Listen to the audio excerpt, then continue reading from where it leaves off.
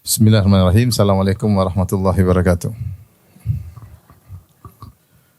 Alhamdulillahi ala ihsani wa syukru lahu ala taufiqihi wa amtinani wa asyhadu an la ilaha illallah wahdahu la syarika lahu ta'ziman li sya'nih wa asyhadu anna Muhammadan abduhu wa rasuluh da'ila ridwanih. Allahumma salli alaihi wa ala alihi wa ashabihi wa ikhwani. Hadirin dan hadirat jamaah kajian Samara yang dirahmati oleh Allah Subhanahu wa taala. Kita lanjutkan bahasan kita tentang syarah doa-doa pilihan, dan pada kesempatan ini kita akan memilih doa yang cukup panjang, yang dalam doa tersebut ada doa agar kita pandai bersyukur dan senantiasa berzikir kepada Allah Subhanahu wa taala. Inilah dua hal yang berat ya, yang sering ditinggalkan oleh sebagian kita, ditinggalkan oleh manusia dalam menjalani kehidupan ini, kurang bersyukur dan kurang mengingat Allah Subhanahu wa taala. Sehingga hidup penuh dengan keluh kesah, kebahagiaan terkikis karena kurang bersyukur, sehingga hidupnya pun penuh dengan kesengsaraan. Demikian juga sebaliknya, kurang berzikir ketika diberi banyak kenikmatan oleh Allah Subhanahu wa taala, lupa, yang diingat selalu dunia, lupa untuk mengingat Allah Subhanahu wa taala. Oleh karenanya seorang berusaha memohon kepada Allah agar menjadi hamba yang pandai bersyukur dan menjadi hamba yang pandai berzikir kepada Allah Subhanahu wa taala. Karena siapa yang pandai bersyukur, maka dia otomatis menjadi orang yang bahagia. Orang yang pandai bersyukur dia orang yang bahagia. Makanya dalam suatu hadis kata Nabi sallallahu alaihi wasallam, qad aflaha man aslam, sungguh beruntung orang yang masuk Islam, wa ruziqa kafafan, dan diberi harta yang cukup, tidak berlebihan namun juga tidak kurang, wa qanna'ahu Allahu bima a'tah, dan Allah menjadikan dia qanaah terhadap apa yang Allah berikan pada dia. Apapun yang Allah berikan pada dia, dia merasa cukup dan dia merasa bersyukur. Orang yang seperti ini adalah orang yang beruntung. Karena di antara tafsiran para salaf tentang firman Allah Subhanahu wa taala, man amila salihan min dzakarin aw untha wa huwa mu'min falanuhyiyannahu hayatan thayyibah wa lanajziyannahum ajrahum bi ahsanil ladzi kanu ya'malun. Di antara tafsir firman Allah, siapa yang beriman, siapa yang beramal saleh laki-laki maupun perempuan dalam kondisi beriman. Siapa yang beramal saleh laki-laki atau perempuan dalam kondisi beriman, falanuhyiyannahu hayatan thayyibah, kami akan berikan kepada dia kehidupan yang bahagia di dunia. Banyak menafsirkan yang masuk kehidupan bahagia adalah qanaah, yaitu dia merasa cukup sehingga dia pandai bersyukur kepada Allah. Ini dalil bahwasanya orang yang pandai qanaah, merasa cukup dengan apa yang Allah berikan kepadanya, maka itu orang yang berbahagia. Sehingga dia pandai bersyukur kepada Allah Subhanahu wa taala. Dan sebaliknya, siapa yang tidak qanaah dan tidak bersyukur, maka dia orang yang menderita. Ya, dari situ kita tahu bahwasanya kalau kita menjadi orang yang pandai bersyukur, sungguhnya kita sedang berbahagia. Dan kita tahu demikian juga di zaman sekarang ini banyak hal yang buat kita lalai untuk berzikir. Kesibukan di hadapan mata kita, perkara dunia yang begitu banyak, varian perkara dunia, banyak itemnya, sehingga kita akhirnya sibuk dengan perkara dunia tersebut. Apalagi ibu-ibu ya, banyak yang mau dilihat ya.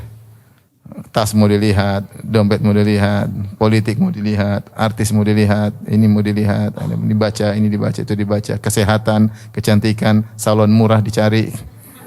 Akhirnya kapan mau berzikir kepada Allah Subhanahu wa taala? Mencari zikir.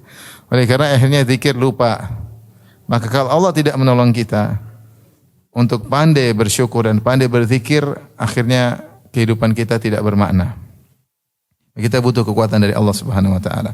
Nah, pada kesempatan kali ini saya pilihkan atau saya bacakan doa yang dipilih oleh Syekh Abdul Razak hafizahullah taala yang berisi 20 lebih permintaan. 22 atau 23 permintaan dalam satu doa. Berarti doanya panjang. Yang di antara permintaan tersebut meminta kepada Allah agar menjadi orang yang pandai bersyukur dan menjadi orang yang pandai berzikir. Doa tersebut saya bacakan. Kata Syekh Abdul Razak, rawa Abu Dawud wa Tirmidzi. Imam Abu Dawud dan Tirmidzi meriwayatkan an Ibni Abbas, dari Ibnu Abbas. Ibnu Abbas sepupunya Nabi sallallahu alaihi wasallam, Abdullah bin Abbas, dan Abbas adalah bin Abdul Muttalib, paman Nabi sallallahu alaihi wasallam. Jadi Ibnu Abbas adalah sepupu Nabi sallallahu alaihi wasallam yang dikenal dengan habrul ummah, yaitu ulamanya umat Islam. Dia adalah ahli tafsirnya para sahabat, orang alim, sahabat yang sangat alim. Dan hadis ini diriwayatkan oleh Imam Abu Dawud dan Tirmidzi dengan sanad yang sahih, disahihkan oleh Syekh Al-Albani rahimahullahu taala. Beliau berkata, "Kana an-nabiy sallallahu alaihi wasallam yad'u." Adalah Nabi sallallahu alaihi wasallam berdoa dengan doa berikut ini. "Rabbi a'inni wa la tu'in alayya." Ya Rabbku, tolonglah aku dan janganlah engkau menolong orang lain mempersulitku. Tolonglah aku dan jangan menolong orang lain mempersulitku. "Wansurni wa la tansur alayya." Tolonglah aku dan jangan tolong orang lain untuk mengalahkan aku. "Wamkurli wa la tamkur alayya." Ya, buatlah makar untuk membela aku dan jangan menangkan makar orang terhadapku, musuh-musuhku. "Wahdini wa yassiril hudalana." Berilah petunjuk kepadaku dan mudahkanlah sebab petunjuk kepadaku. "Wansurni ala man baqa alayya." Tolonglah aku terhadap orang yang menzalimiku. "Allahumma ja'alni laka syakiran." Ya Allah, jadikanlah aku senantiasa bersyukur kepadamu. "Laka dzakiran." Jadikanlah aku hamba yang senantiasa berzikir kepadamu. "Laka rahiban." Jadikanlah aku adalah hamba yang senantiasa takut kepadamu. "Laka mitwa'an." Jadikanlah aku hamba yang senantiasa taat kepadamu. "Laka mukhbitan." Jadikanlah aku hamba yang senantiasa khusyuk dan tawadhu di hadapanmu. "Awwahan." Yaitu senantiasa kembali kepadamu, senantiasa menangis di hadapanmu. "Muniban." Yang senantiasa kembali kepadamu. Ada masalah apa, aku selalu kembali kepadamu. Ada problem apa, aku selalu kembali kepadamu. Namanya munib. "Rabbi taqabbal taubati." Ya Allah, terimalah taubatku. Ya Allah, kalau aku bertobat, jadikanlah taubatku benar. Kalau aku berhijrah, jadilah hijrahku yang benar. "Waqsil haubati." Sucikanlah dosa-dosaku. Terlalu banyak dosa pada diriku, cucilah dosa-dosaku. "Wa ajib da'wati." Kabulkanlah doaku. "Wa tsabbit hujjati." Kokohkanlah argumentasiku kalau aku sedang berbicara. Kokohkanlah argumentasiku. "Wahdi qalbi." Berilah petunjuk kepada hatiku. "Wa saddid lisani." Luruskanlah lisanku. "Waslul sakhimata sadri." Dan cabutlah penyakit hatiku. Lengkap atau tidak doanya? Lengkap. Oleh karenanya disebutkan Al-Bazzar ketika beliau bercerita tentang biografi guru beliau atau Syekhul Islam Ibnu Taimiyah rahimahullah, beliau mengatakan, inilah doa yang paling sering dibaca oleh Syekhul Islam Ibnu Taimiyah rahimahullah taala, doa ini. Kenapa? Karena doa ini sangat kompleks, komprehensif, mencakup segala yang kita perlukan dalam menjalani kehidupan ini. Dan doa ini agak detail. Dan terkadang kita butuh doa-doa yang detail agar lebih merasuk dalam hati kita memohon kepada Allah Subhanahu wa taala. Oleh karenanya harapan saya kepada ibu-ibu di hadapan saya, berusaha untuk hafal doa ini.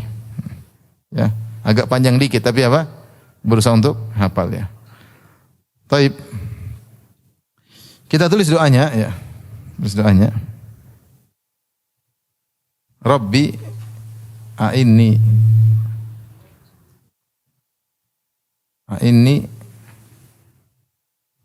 wala tu'in alayya.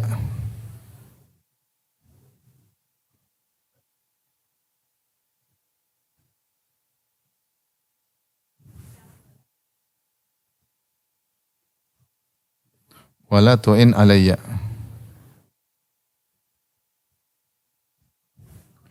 Wansurni wala tansur alayya. Wansurni wala tansur alayya. Wamkurli wala tamkur alayya. Kita satu-satu kita jelaskan ya. Wamkurli wala tamkur alayya. Wahdini wa yasril hudali. Baik. Kita ulangi, kita ini yang pertama kita syarah dulu yang ini.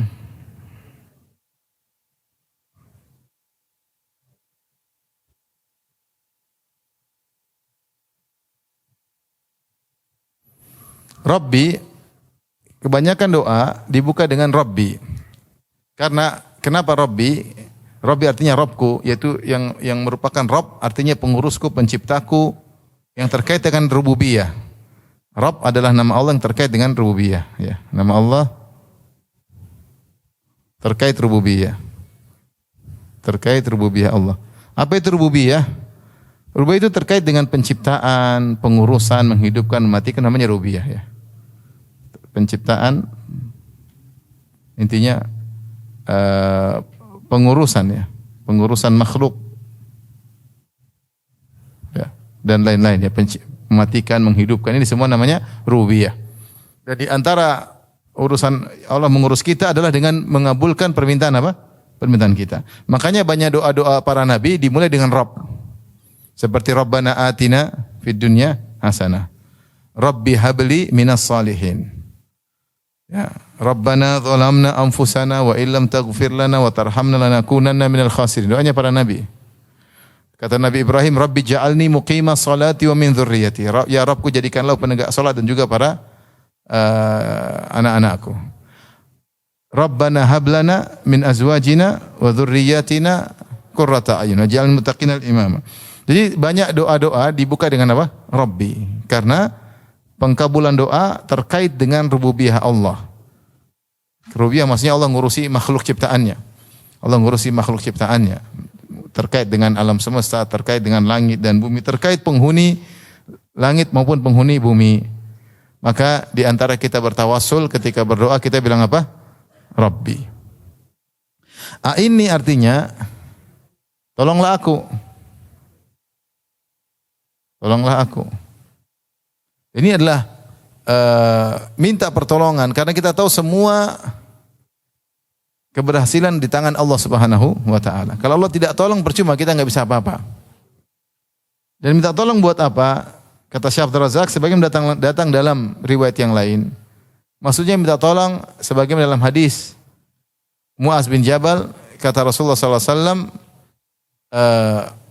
wahai Muaz, berdoalah kepada Allah, la tada'anna fi duburi kulli salatin, jangan kau lupa ketika di penghujung salat atau setelah salat engkau berdoa, Allahumma a'inni ala dzikrika wa syukrika wa husni ibadatik. Ini di antara doa juga supaya pandai bersyukur dan pandai untuk mengingat ya.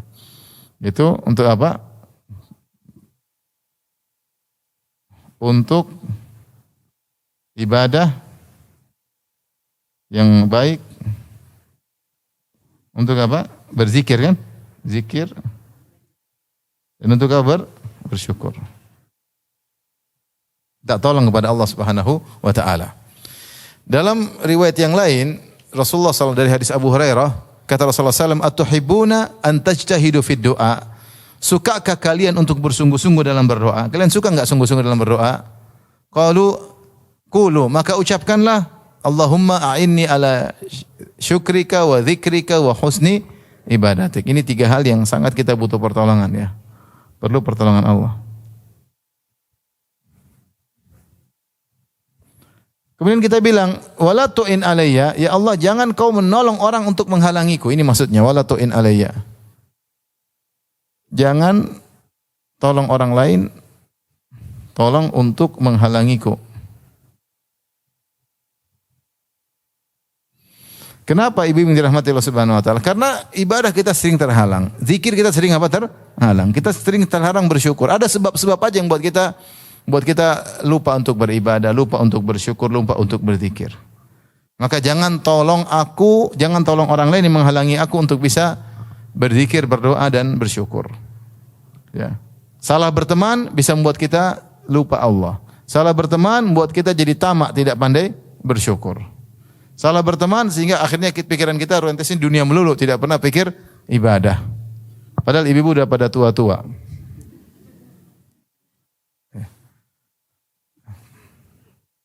Makanya sibuk.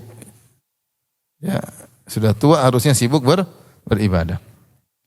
Nah, ini ada hal-hal yang membuat kita terhalangi. Maka kita berdoa kepada Allah, ya Allah jangan kau tolong itu semua menghalangiku untuk beribadah kepadamu. Ini makna wala tu'in alayya.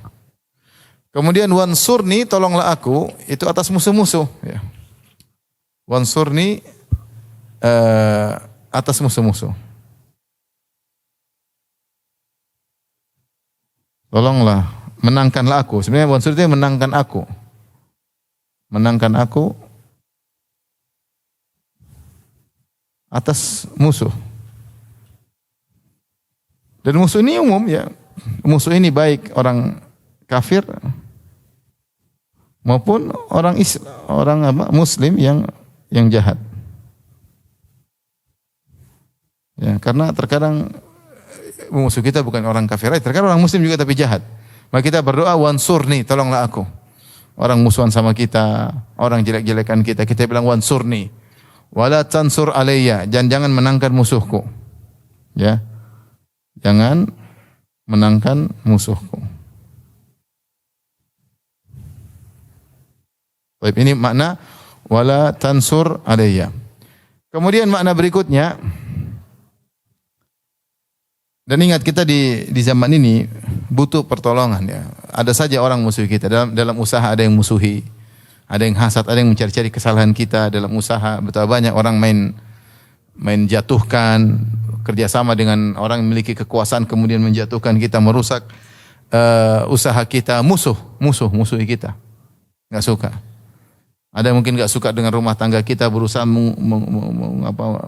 mengganggu rumah tangga kita. Ini musuh. Terkadang kita sadari, terkadang tidak kita sadari. Dan musuh-musuh ini kita bilang, ya Allah tolong menangkan aku. Jangan buat mereka menang atasku. Mereka bahagia dengan kehancuranku, jangan. Ya Allah biarkan aku menang melawan mereka. Wamkurli, ini lebih spesifik lagi, yaitu wamkurli, yaitu bikinlah makar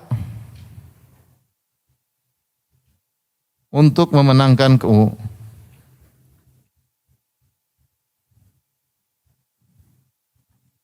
Makar itu apa? Makar itu suatu metode yang tidak disadari kemudian mendatangkan kemenangan. Allah Subhanahu wa taala tidak disifati dengan makar kecuali kepada yang berbuat makar. Kata Allah, "Wa makaru wa makarallah." Dalam surat Al-Anfal kata Allah, "Wa makaru wa makarallah wallahu khairul makirin."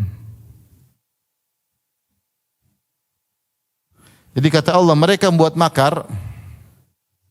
Dan Allah juga bisa bikin makar. Mereka bikin strategi, trik-trik. Jadi makar itu maksudnya strategi, trik, tipu daya, tipu muslihat yang tidak diketahui oleh musuh dengan sangat halus. Ya, dan orang ada saja mungkin buat kita tipu daya, strategi untuk menjatuhkan kita. Tapi kita berdoa kepada Allah, wamkurli, ya Allah justru belalah aku dengan mengalahkan makar mereka. Seperti ketika Allah menyebutkan tentang orang-orang kafir Quraisy yang ingin bikin bakar kepada Nabi. Kata Allah Subhanahu wa taala, "Wa idh yamkuru bikal ladzina kafaru liyuthbituka aw yaqtuluka aw yukhrijuk wa yamkuruna yamkurullah wallahu khairul makirin." Ya. Dalam surat Al-Anfal, "Wa yamkuruna wa yamkurullah." Wa yamkuruna wa yamkurullah wallahu khairul makirin. Jadi orang-orang kafir Quraisy ketika itu mereka buat rencana bagaimana untuk membunuh Nabi atau memenjarakan Nabi atau untuk mengusir Nabi dari kota Mekah. Tapi kata Allah, wa yamkurun, mereka bikin strategi. Allah juga punya strategi.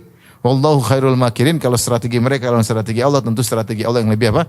Yang lebih menang. Akhirnya mereka tidak mampu membunuh Nabi sallallahu alaihi wasallam. Dan Nabi SAW berhasil lolos ke kota Madinah untuk menyusun kekuatan yang akhirnya 8 tahun kemudian menaklukkan kembali kota Mekah yang dulu mereka pernah usir Nabi dari kota tersebut. Maka ketahuilah musuh itu tidak bisa, kita bilang manusia banyak baik, tapi yang jahat juga banyak. Dan mereka kalau sudah jahat tidak punya perasaan. Dan mereka terkadang bikin strategi untuk menjatuhkan kita, untuk merendahkan kita. Dalam kalau urusan dunia kita sudah banyak lihat strategi ini akhirnya menjatuhkan ini, strategi ini menzalimi si fulan. Demikian juga urusan agama, terkadang kita dilicikin sama orang. Tapi sabar. Orang tidak suka sama kita, tidak suka dengan dakwah sunnah, sabar ya. Hanya berdoa, wamkurli wala tamkur alai. Ya Allah, buatlah makar untuk membelaku, jangan menangkan makar mereka. Jangan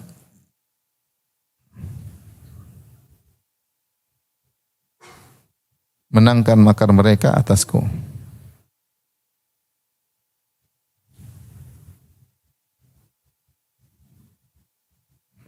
Lihatlah bagaimana Syekhul Islam Ibnu Taimiyah rahimahullahu taala Sering baca doa ini. Dan banyak orang musuhi beliau ya. Dan tetap Allah menjadikan beliau jaya ketika itu ya. Saya sering sampaikan Syekhul Islam Ibnu Taimiyah sampai ketika beliau meninggal, di antara karomah beliau tidak pernah disaksikan ada seorang meninggal dengan jenazah yang terbanyak seperti yang menghadiri jenazah Syekhul Islam Ibnu Taimiyah rahimahullah. Padahal banyak orang musuhinya. Kenapa banyak orang musuhinya? Karena semua dia bantah. Dia bantah Yahudi, dia bantah Nasara.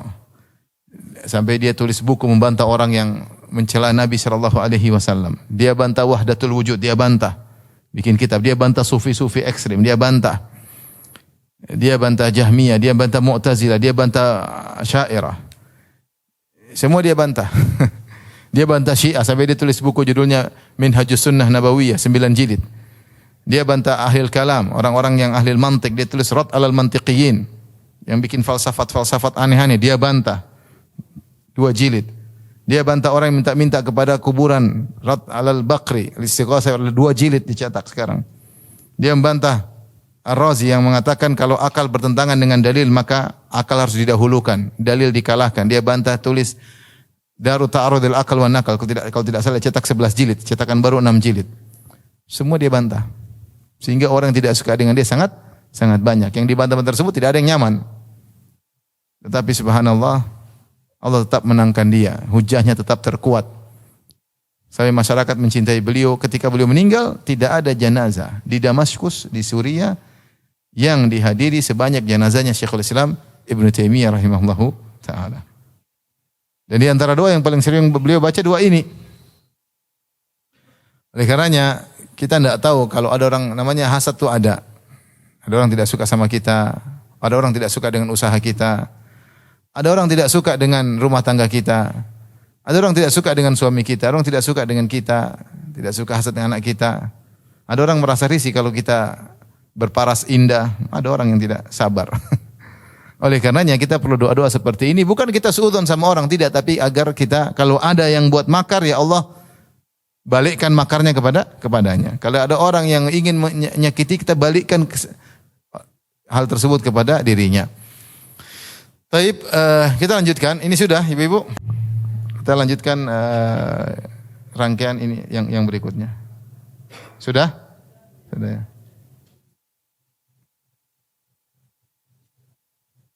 Baik, kita lanjutkan. Selanjutnya wahdini ya. Wahdini wa yassiril hudali.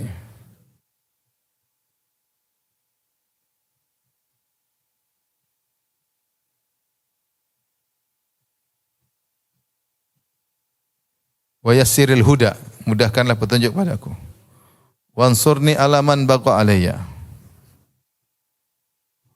Wansurni ala man baqa alayya.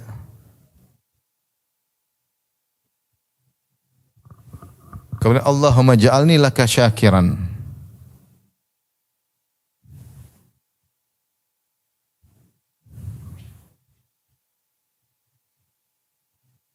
Allahumma ja'alni laka syakiran. Laka dzakiran. Laka dzakiran. Baik, kita lanjutkan doa yang kedua. Maknanya wahdini, berilah petunjuk kepadaku. Petunjuk atau hidayah padaku.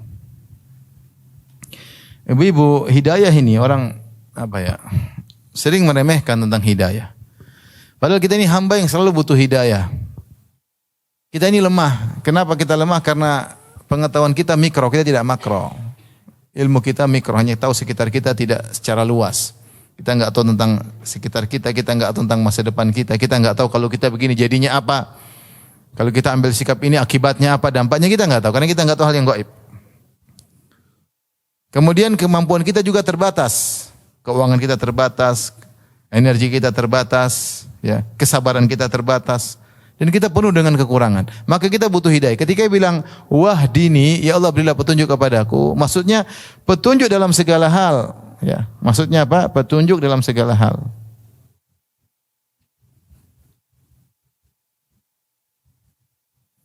Segala urusan kita butuh petunjuk. Kita ini kalau mengurus keluarga butuh petunjuk atau tidak? Kalau enggak ada petunjuk kita enggak bisa ngurus istri, enggak bisa ngurus anak. Susah. Bingung mulai dari mana, diakhiri dari mana. Tidak bisa kita mengharapkan uang kita miliki, tidak kita bisa mengandalkan waktu yang kita miliki, tidak kita mengandalkan jabatan yang kita miliki. Betapa banyak orang pejabat tinggi rumah tangga hancur. Betapa banyak orang kaya raya rumah tangga apa? Hancur. Betapa banyak orang kuat rumah tangga hancur. Jadi kenapa tidak bisa? Karena kita enggak mampu. Kenapa tidak mampu? Ilmu kita terbatas, kita enggak tahu kalau saya begini dampaknya bagaimana, kalau saya lakukan gini, kalau saya marah dampaknya gimana, kalau saya sabar bagaimana, kita enggak tahu. Kemudian kemampuannya terbatas. Maka kita butuh hidayah. Saya bilang ini doa di antaranya ihdinas siratal mustaqim, ini doa yang luar biasa yang kita butuhkan. Bingung kita menghadapi masalah mulai dari mana? Misalnya saya mau tulis buku, saya juga bingung mulai dari mana, saya mau tulis dari mana. Kalau Allah tidak kasih hidayah, saya tidak bisa nulis. Ya, dan betapa banyak problematika kehidupan yang kita tidak tahu cara menjalani kecuali petunjuk dari Allah Subhanahu wa taala. Ya.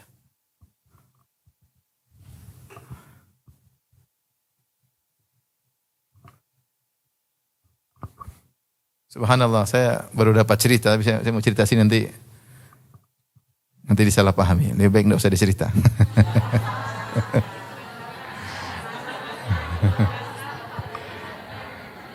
Ya sudahlah, itu belum diceritain udah begini, apalagi kalau udah ceritain.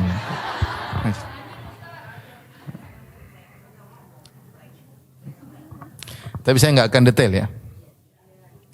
Intinya saya kenal seorang pejabat. Dia disuruh suatu tugas yang itu secara Islam menyelisih syariat.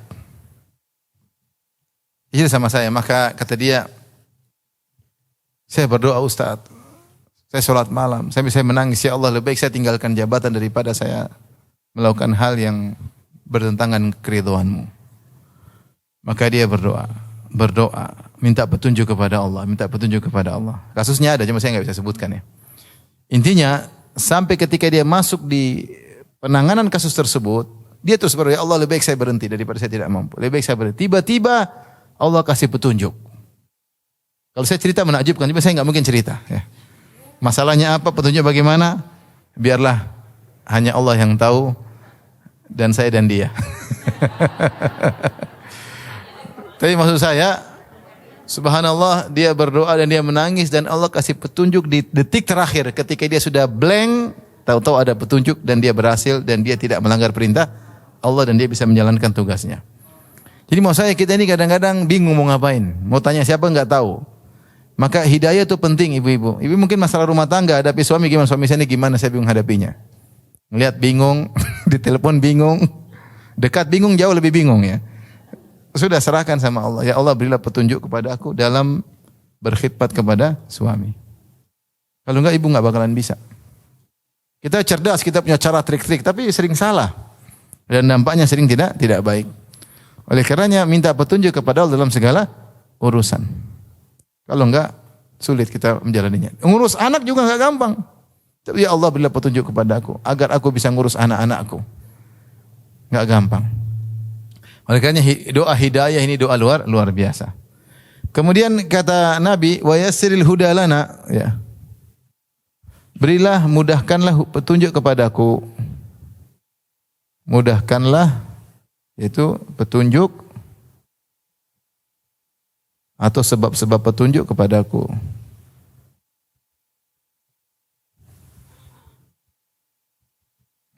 Mudah, jadi kalau ada urusan dimudahkan oleh Allah, Allah kasih jalan, Allah kasih petunjuk, Allah kasih isyarat. Kita renung, oh ternyata benar, ternyata begini, Allah kasih seakan-akan digiring oleh Allah Subhanahu wa taala. Kita minta hal tersebut ya. Minta hal tersebut. Dan seperti ini banyak sekali. Betapa banyak orang minta hidayah, Allah mudahkan dia memperoleh apa? Hidayah tersebut ya. Ini masalah keterkaitan hati kita kepada Allah. Ibu-ibu seringlah berdoa kepada Allah. Angkat tangan, menangis kepada Allah, minta kepada Allah, mengakui kerendahan, mengakui kehinaan, apa yang mau kita andalkan di hadapan Allah, kita penuh dengan apa? Kekurangan. Minta. Kemudian doa berikutnya, wansurni ala man bagha alayya. Ini lebih spesifik lagi, ya. Menangkan aku di atas orang yang menzalimiku. atas orang yang menzalimiku.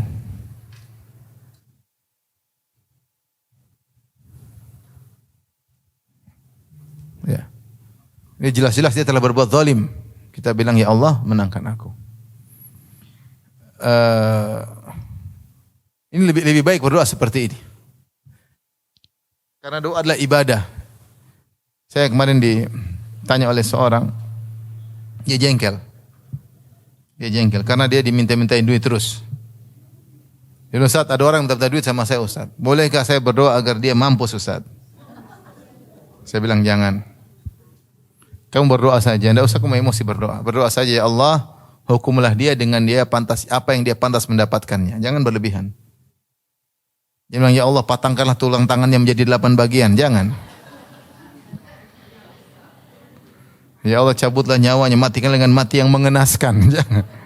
Jangan, kasihan. Kita enggak tahu, mungkin dia punya anak, dia ada orang tua yang dia urus. Istrinya nanti jadi janda, repot. Oleh karena daripada kita salah, maka kita berdoa dengan mengatakan wansurni ala man bagha alayya. Atau ya Allah, hukumlah dia dengan yang pantas bagi dia. Jangan kita salah berdoa. Makanya di antara hal yang menakjubkan,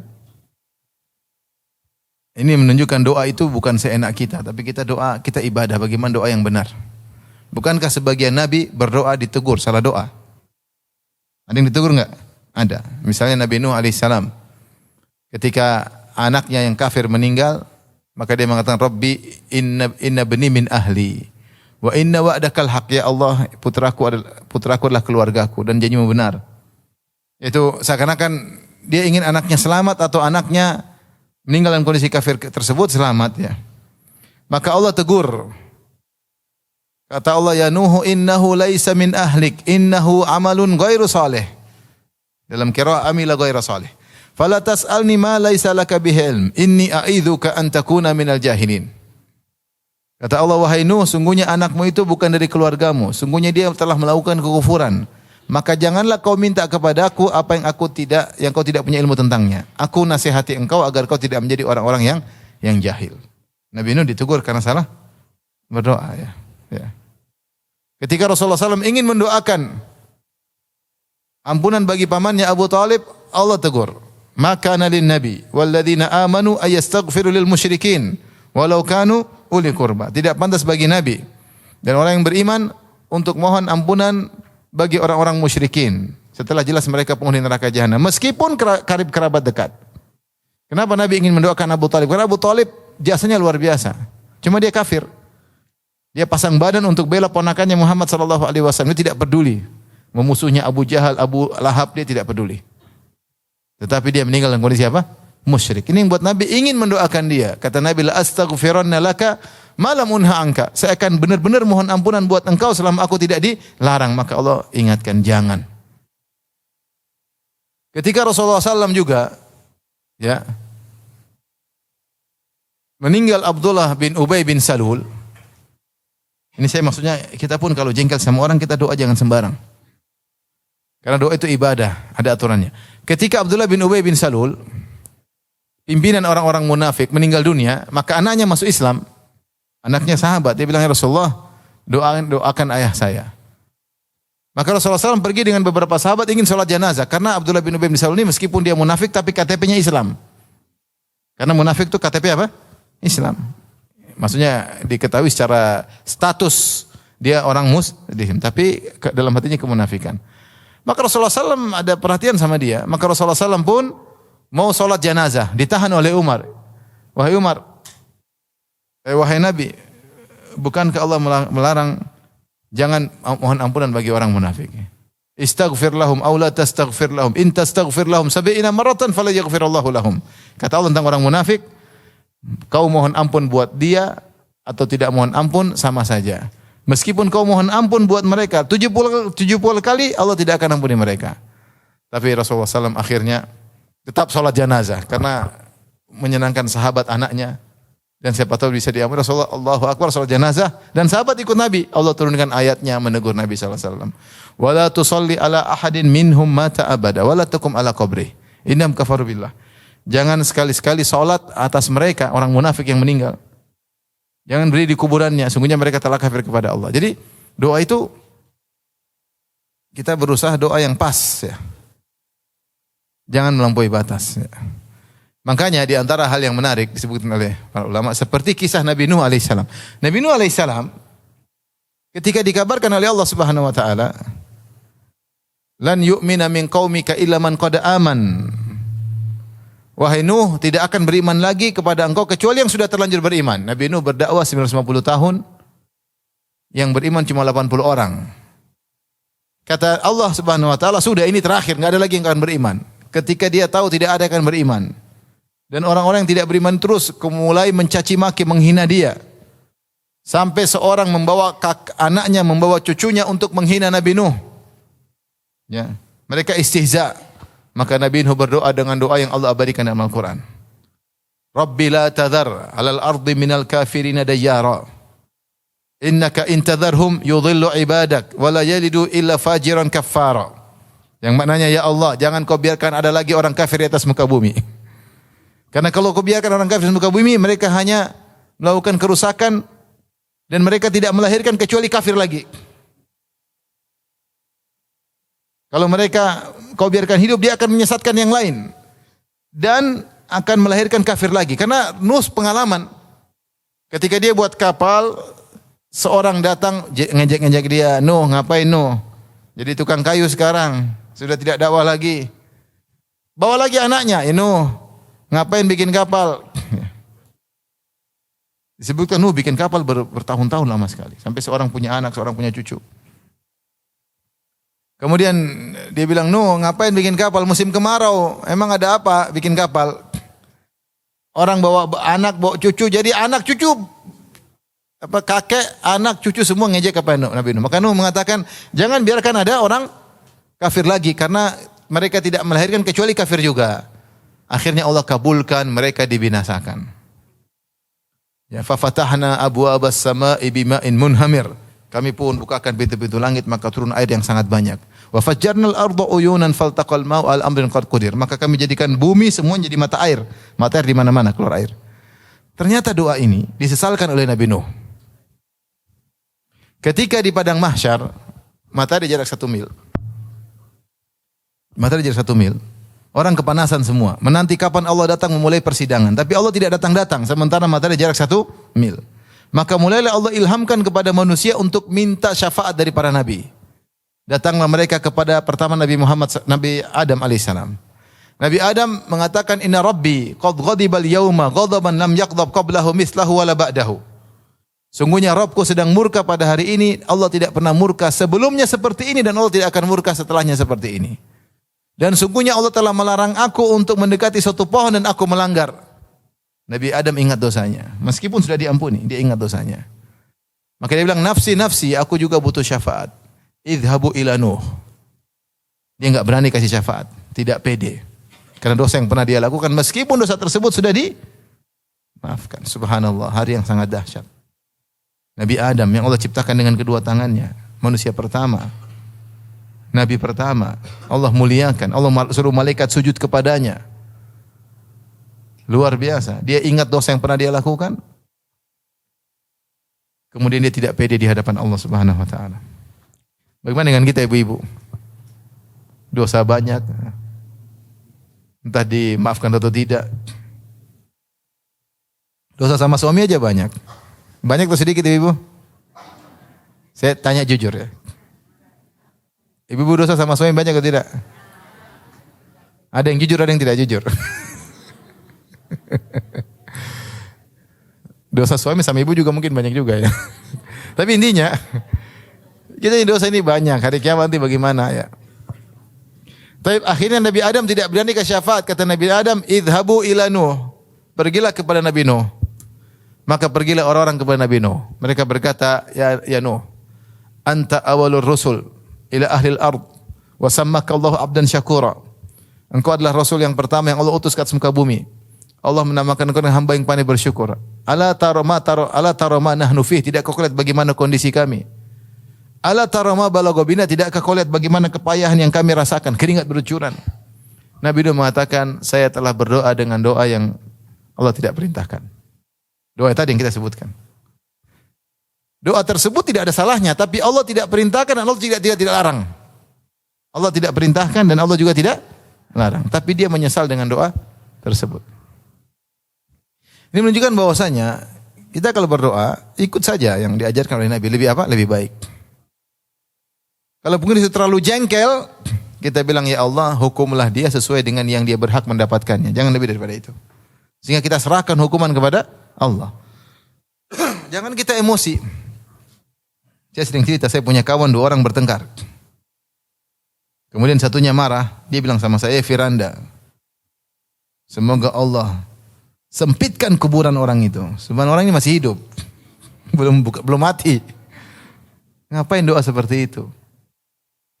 Saudara sendiri, kawan sendiri punya salah, tapi jangan doain semoga disempitkan dia di kuburan. Karena kita emosi terang, kita akhirnya doa tidak sesuai dengan yang diajarkan oleh Nabi. Lihatlah di sini.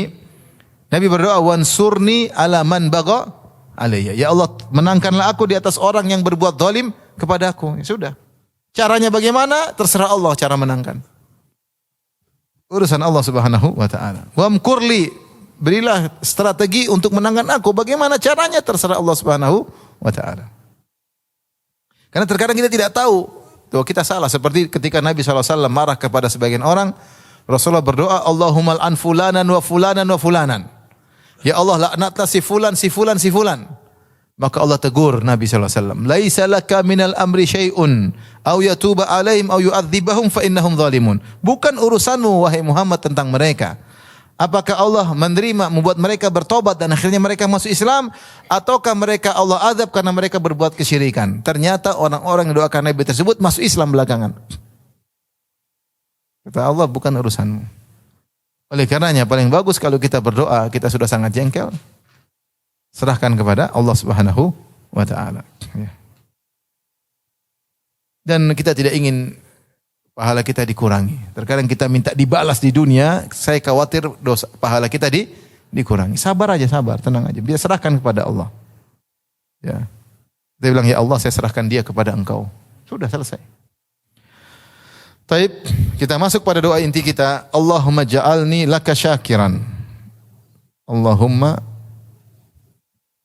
ja'alni laka syakiran. Perhatikan sini. Maknanya, ya Allah, jadikanlah aku senantiasa bersyukur kepadamu, ya. Ya Allah, jadikanlah aku hanya senantiasa bersyukur kepadamu.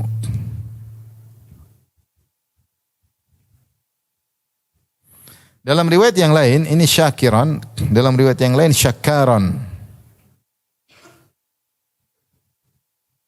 Syakaran.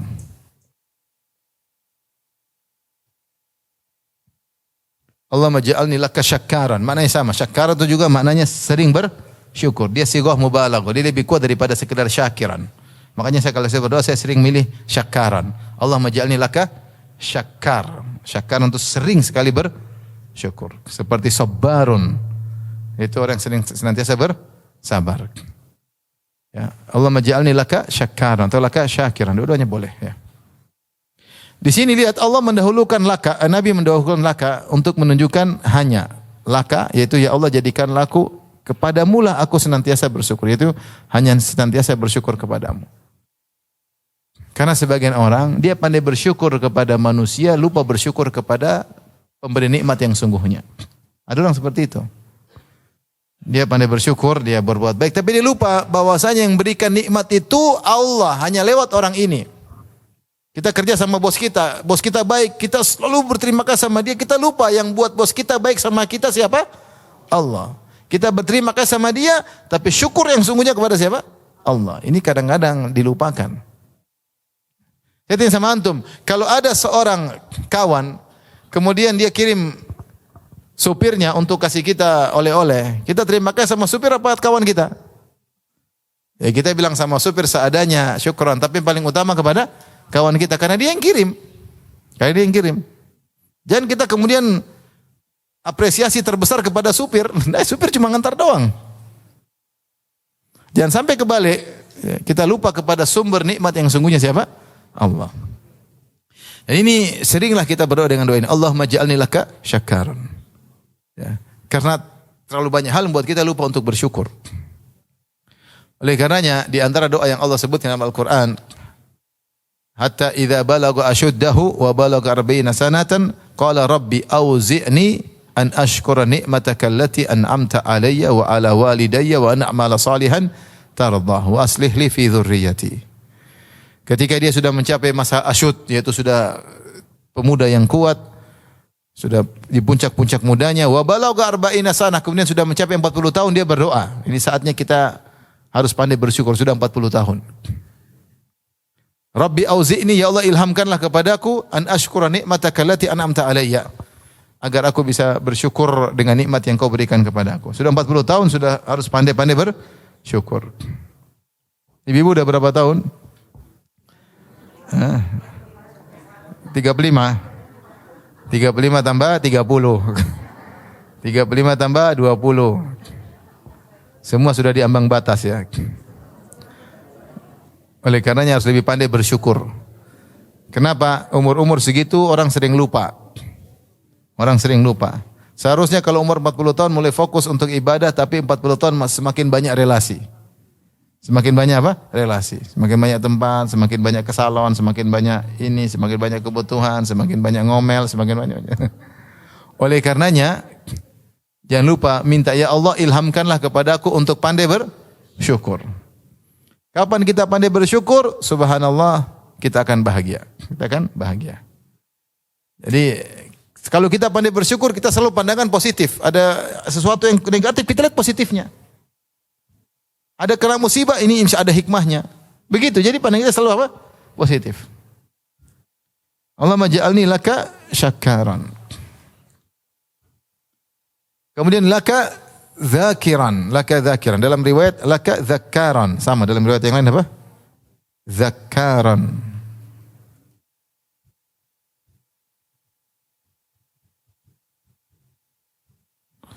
Boleh. Allahumma ja'al laka syakiran atau Allahumma ja'alni laka syakaran. Allahumma ja'al laka dzakiran. Allahumma ja'al laka dzakkaran. Ini juga sangat penting ibu-ibu. Kita hidup di zaman kita sering tidak berzikir kepada Allah, saking banyak kesibukan yang semakin banyak kita lihat, semakin banyak item yang kita nonton. Apalagi musim politik, ya. Nanti kita akan sibuk 1, 2, 3. Nomor 1, nomor 2, nomor 3.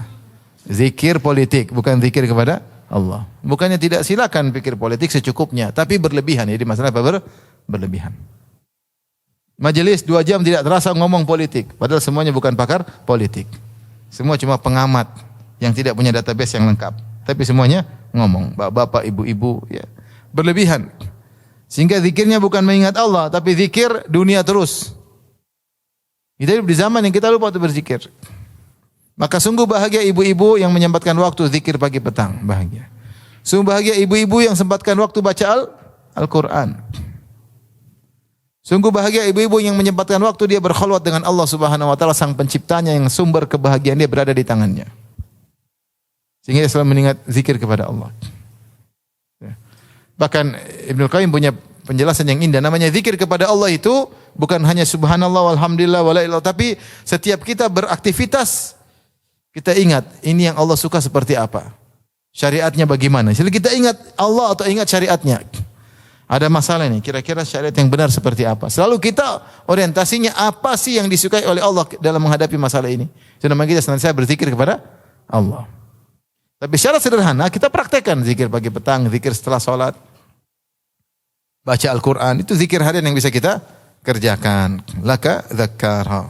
Ini sering kita baca-baca, coba diulang, paling tidak ibu-ibu hafal ini. Allahumma ja'alni laka syakkara, laka dzakkara. Ulang. Allahumma ja'alni laka syakkaran, laka dzakkaran. Ulang. Allahumma ja'alni laka syakkaran, laka dzakkaran. Baik, sudah ibu-ibu?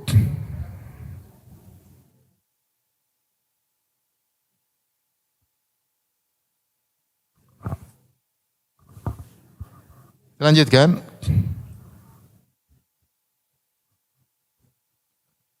Doa selanjutnya yang ketiga. Laka rahiban.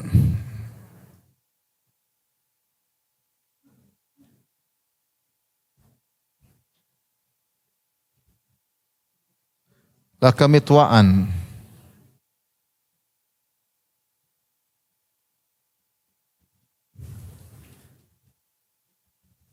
Laka mitwa'an. Laka mukhbitan.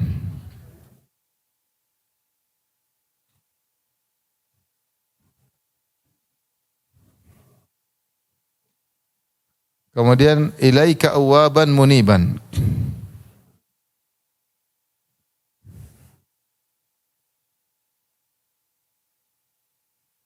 Muniban.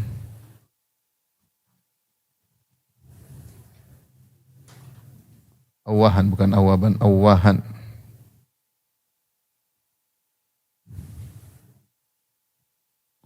Awahan muniban. Taib. Kemudian Rabbi taqabbal taubati.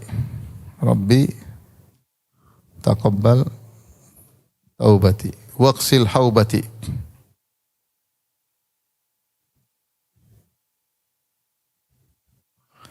Wajib dakwati.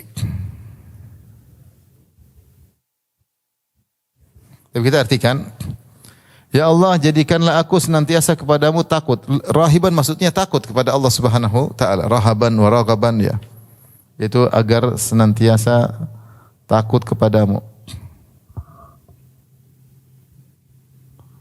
Kapan saja dalam kelapangan takut.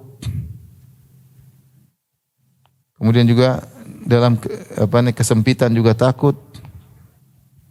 Karena ada orang ketika sempit, pada rasa sempit dia takut, tapi ketika lapang dia lupa sama Allah. Dalam kesendirian takut pada Allah. Di tengah banyak orang juga takut.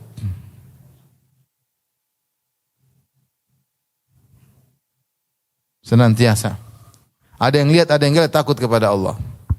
Dalam negeri, luar negeri takut kepada Allah. Ada suami, enggak ada suami takut kepada Allah Subhanahu. Ada istri, enggak ada istri takut kepada Allah Subhanahu wa ta'ala. Allah menjadikan laka rahiban. Laka mitwa'an, senantiasa taat.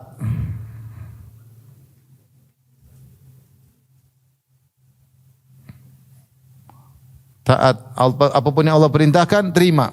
Apapun Nabi perintahkan apa? Terima. Jangan nolak dengan akal, jangan nolak dengan kepentingan. Bilang, ya sudah, saya harus taat. Ini perintah Allah dan perintah Nabi sallallahu alaihi wasallam. Namanya mitwa', senantiasa taat. Laka mukhbitan. Mukhbitan maksudnya senantiasa khusyuk.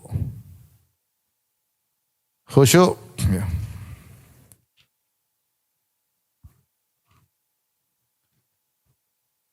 Tawadhu. Khusyuk, tunduk.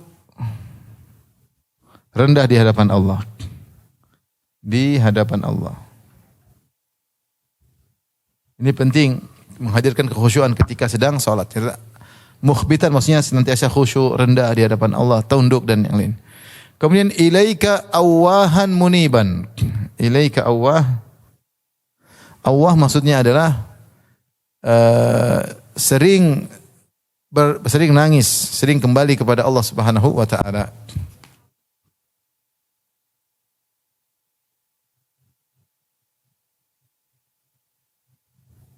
Sering berdoa dan sering kata Syaukani katsirud doa wal tadarru wal buka. Allah itu sering berdoa, tadarru yaitu merendah dan nangis. Betapa indah wanita yang seperti ini. Setiap ada masalah kembali kepada Allah. Setiap ada masalah merendah di hadapan Allah, menangis hanya kepada Allah. Dia tahu bahwasanya yang bisa menghilangkan segala masalah cuma Allah. Apa kata Nabi Yakub alaihissalam? Innama ashku bathi wa huzni ila Allah. Aku hanya mengadukan kesedihanku dan gundah gulanaku hanya kepada Allah. Ini disebut dengan orang awah. Sedikit-sedikit dia berdoa, sedikit-sedikit dia menangis. Namanya awah, senantiasa kembali kepada Allah. Muniban maknanya mirip, ya. Muniban raji ila Allah fi umurihi. Muniban yang selalu kembali kepada Allah.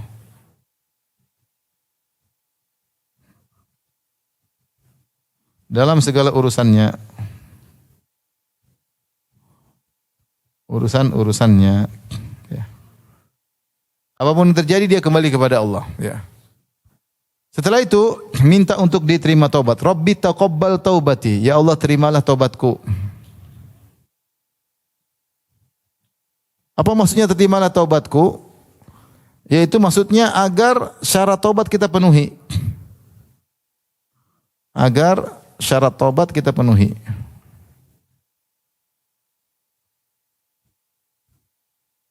Apa syarat taubat? Pertama, meninggalkan. Kedua, menyesali. Ketiga, bertekad untuk tidak melakukan kembali.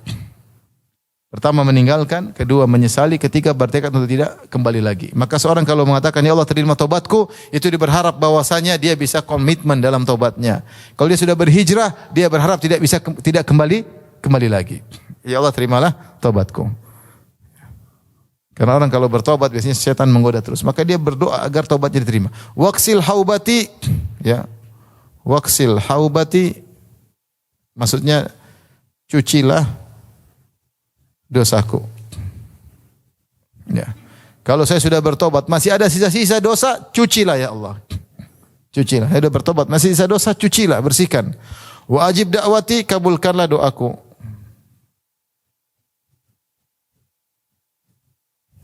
Ya, ini di antara doa Nabi, a'udzubika min du'ain la yusma'. Aku berlindung kepada Engkau dari doa yang tidak didengar oleh Allah Subhanahu wa taala. La yustajabu lahu, yang tidak dikabulkan. Ada doa orang dikabulkan, ada doa orang doanya tidak dikabulkan. Ibu paham Ibu? Kita lanjutkan yang terakhir ya. Kemudian Rasulullah berdoa, wa tsabbit hujjati.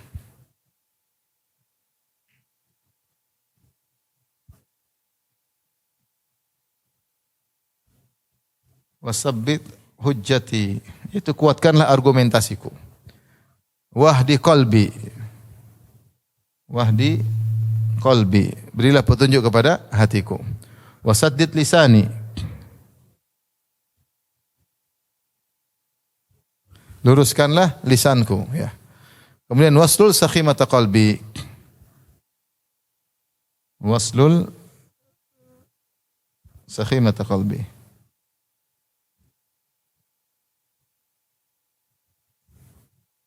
Sadri, ya. Tapi ini doa yang terakhir, ya. Wa tsabbit hujjati, kokohkanlah hujjahku. Argumentasiku kalau aku sedang berdiskusi, kokohkanlah hujjahku. Wahdi qalbi, wahdi qalbi. Berilah petunjuk pada hatiku.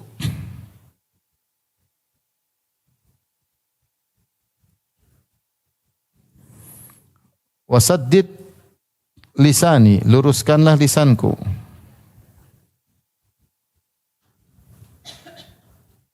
Waslul sakhimata sadri, cabutlah penyakit dadaku. Masya Allah, selesai kita doa yang panjang ini, tinggal dihafal ibu-ibu.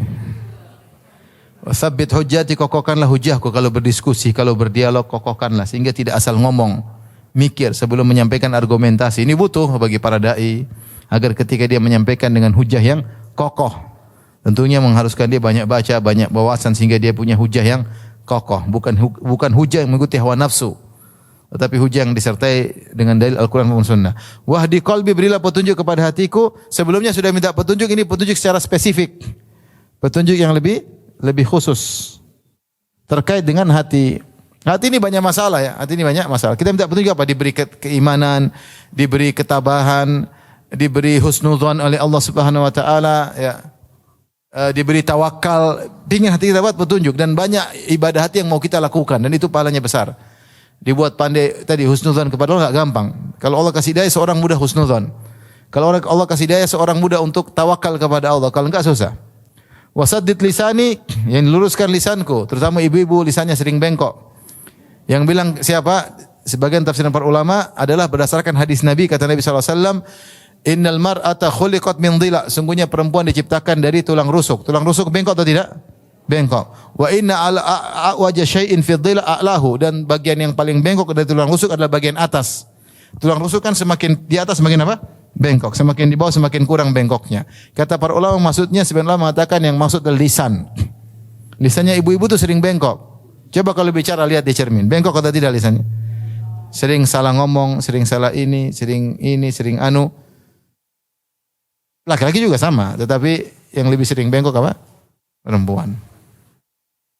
Apalagi kalau depan suami lebih sering bengkoknya lagi. Oleh karenanya berdoa kepada Allah agar lisan dijadikan apa? Lurus. Kalau dijengkel sama orang terkadang kita lepas kontrol, kita ngomongnya terlalu bengkok. Kalau kita suka sama orang kita puji sampai bengkok-bengkok kita puji dia. Tapi kalau udah enggak suka kita bengkok dalam mencela dia. Oleh karenanya kita minta agar lisan kita lurus. Termaksud mana menunjukkan lisan itu meluruskan tulisan kita. Karena di antara lisan adalah tulisan dan komentar. Agar kita kalau komentar yang benar, di grup komentar yang benar, tidak bengkok sana bengkok sini, tidak menyakiti hati orang, tidak asal ngomong. Yang terakhir, cabutlah penyakit dadaku. Ini kaitannya dengan hidayah penyakit hati. Penyakit dada banyak sekali. Dengki, hasad, dendam. Apa saja penyakit, coba tulis Ibu. Dendam. Apa? Hasad. Sombong. Ujub, terus. Riya, terus. Dan lain-lain. Coba cek sekarang, dendam, ada yang dendam enggak? Ada yang dendam sama ibu-ibu enggak? Coba cek dulu sekarang. Buka HP, daftar nama, coba lihat. Ada yang dendam enggak? Kalau ada yang dendam, ya Allah hilangkan dendamku. Ada yang dihasadin enggak? Banyak. Sombong ya, kita kadang sombong, terkadang enggak, kadang sombong. Ujub, riya dan lain-lain. Inilah doa yang menakjubkan, yang hendaknya kita berusaha untuk menghafalkannya, kita baca dalam sujud kita.